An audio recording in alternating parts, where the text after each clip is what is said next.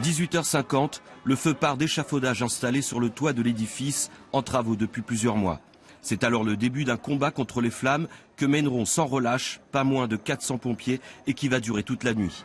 Malgré les litres d'eau déversés par les 18 lances à incendie, le feu ravage la toiture de Notre-Dame.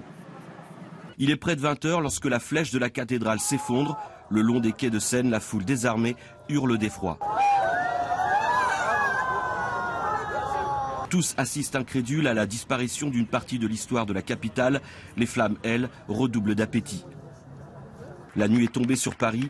Le brasier a englouti la charpente de la cathédrale. L'inquiétude grandit face au désastre. Va-t-on pouvoir sauver l'édifice?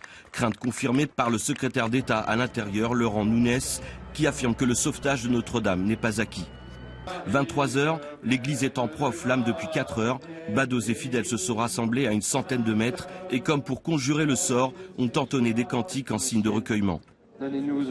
C'est douloureux, mais en même temps je suis très ému de voir cette communion qui s'exprime pour les uns dans la prière, pour d'autres dans la présence simplement ici, dans la douleur, et en même temps dans l'espérance. Je suis sûr qu'on saura, croyants et non-croyants, se rassembler pour rebâtir parce qu'on a tous besoin de Notre-Dame de Paris. C'est vraiment aller au cœur des Français. Une des premières choses que j'ai découvertes à Paris quand j'y suis arrivée, c'était Notre-Dame et ce bâtiment, toute sa splendeur, toute sa signification pour la France, le voir tomber comme ça et le voir si fragile, c'est douloureux. En fin de compte, ça fait mal, quoi. 3h45, après près de 8 heures, les pompiers de Paris annoncent que l'incendie est maîtrisé. La plus grande partie de l'édifice a pu être sauvée. Le chef de l'État a promis sa reconstruction. Ce sera long.